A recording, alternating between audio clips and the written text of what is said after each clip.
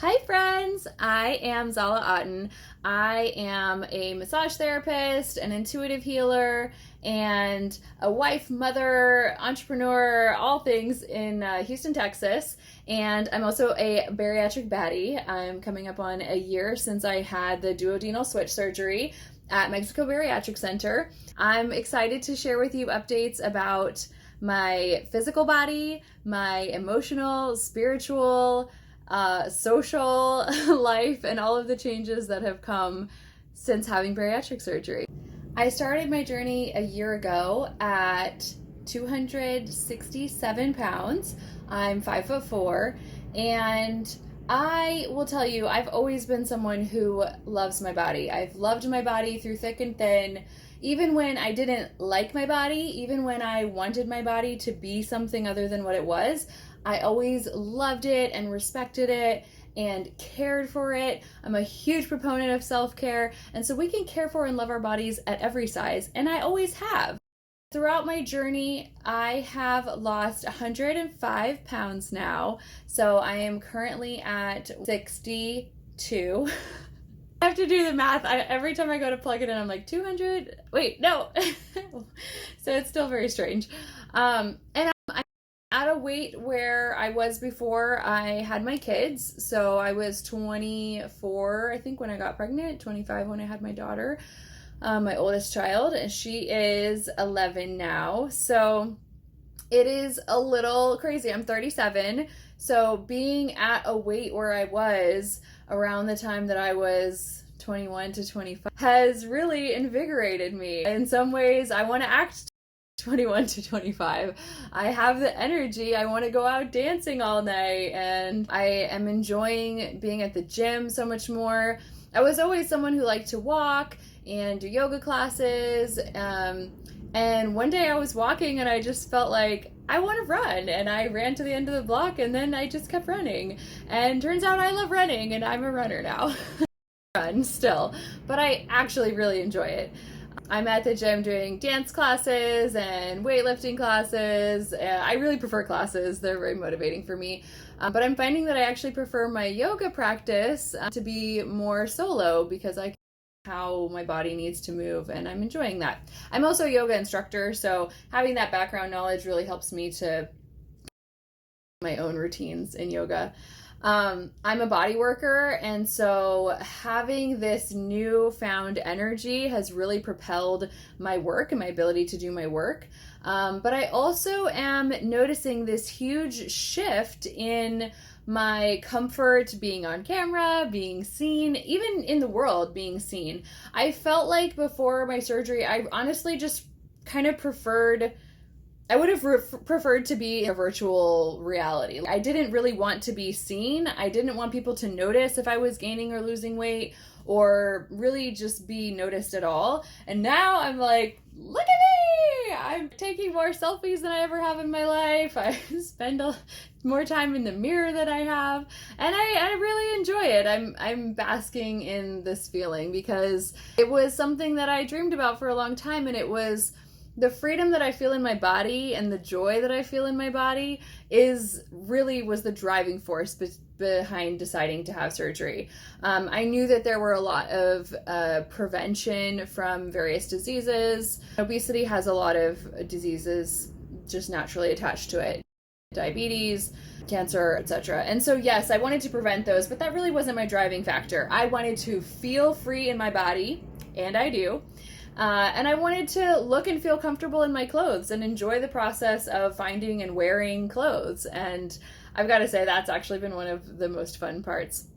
I haven't bothered shopping retail. I'm a thrift store girly through and through, and that really serves the process when you're dropping a size every month or two.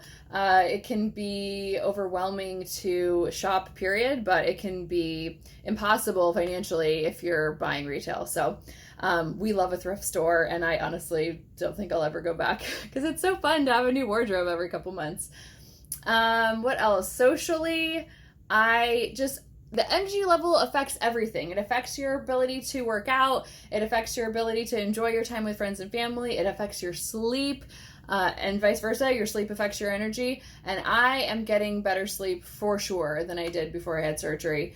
I was up a lot throughout the night, and I think part of that too is that I did drink more water before. So that's kind of a downside, is now I'm not getting as much water as I used to, which is why I'm not getting up all night to go pee.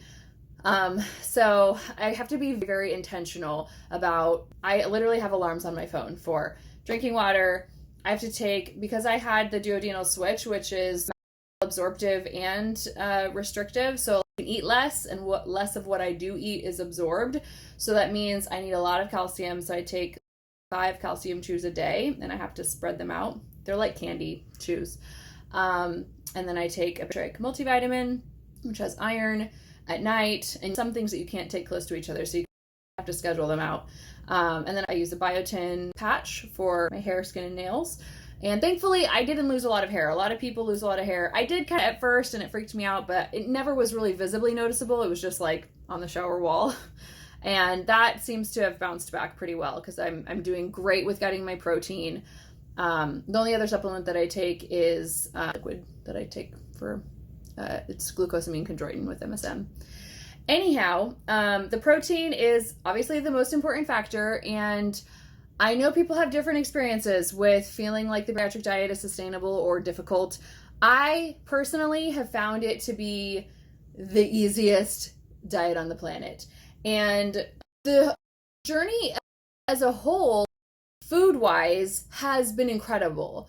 The first few months is really hard. You're adjusting not only to how much your body can eat, but if you don't have a really solid mind-body connection that you can hear your body's cues and listen to them, you're gonna struggle. And so for me, I had a really good mind-body connection, and I also had really good habits of documenting everything I was eating. I worked my tail off documenting every macro, every ounce of water, every hour of sleep, my stress level, everything for so long, and had so little result before I had surgery. I would work so hard for such little result, and then the second that I wasn't working at 100%, it all came back. And so this has been just a complete game changer.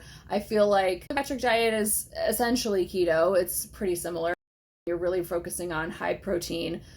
The difference is you don't, like keto, I feel like doesn't really concern about fat as much. We still want to keep our fat low, but we want high protein, and we want low carb and low sugar.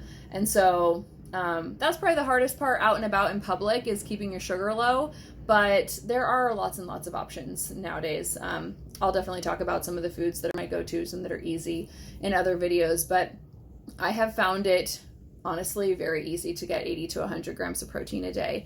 I am still struggling with getting my water, especially because I do love coffee and it's kind of a necessity. And that balance of like, you can't eat and drink within 30 minutes of each other. So if you're hungry and thirsty, you got to prioritize. What do I want to do right now? Am I going to eat, or am I going to drink? Am I going to take my supplement? So that timing has been tricky for me with getting enough water, but otherwise everything else has been a walk in the park compared to the excruciating effort that I was putting in before for very little result.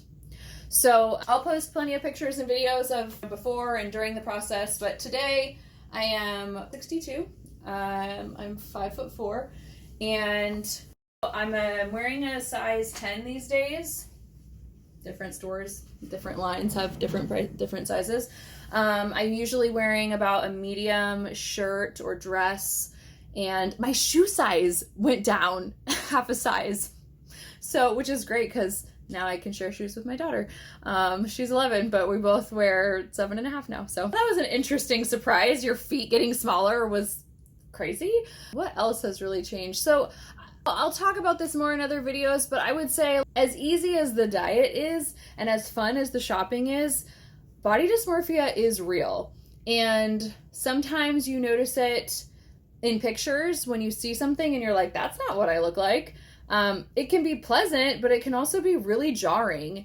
And sometimes you see it in the mirror. You just woke up, or you're not wearing any makeup, or you just catch yourself at a weird angle and you're like, what is all this skin? Or the worst, sex. So usually you're naked during sex and you can be in some funny positions and all of your skin concerns, all of a sudden have like a bright shining light on them. And so sex is definitely an area, and even just being naked in the mirror, oh my gosh, body dysmorphia can be really real.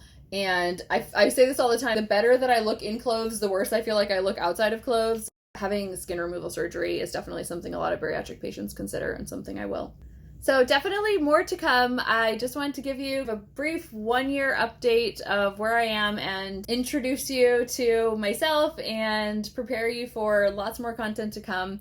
I recorded a lot of content before my surgery, kind of preparing myself for it. Not obviously during surgery, but during my hospital stay, immediately post-op, I stayed in a hotel for a couple days, and then at home I was recording lots of content, and I just wasn't really ready to share it at the time. And so now it feels like I'm coming up on a year since I had surgery, and it feels really good. It feels really, I like this process of being able to take the content that I made in real time then as it was happening and give you a reflection on it a year later. And maybe I'll do reflections every year after, we'll see. But I just wanted to prepare you for that content. And if you have questions or things that you want me to share about now, having this hindsight, let me know, whether it's diet stuff or clothing stuff or body stuff or even internal healing and personal growth stuff. That's my jam. So let me know your questions. Let me know what you'd like me to cover. And it's so nice to meet you. I can't wait to build our community together. And I love you all. Mwah.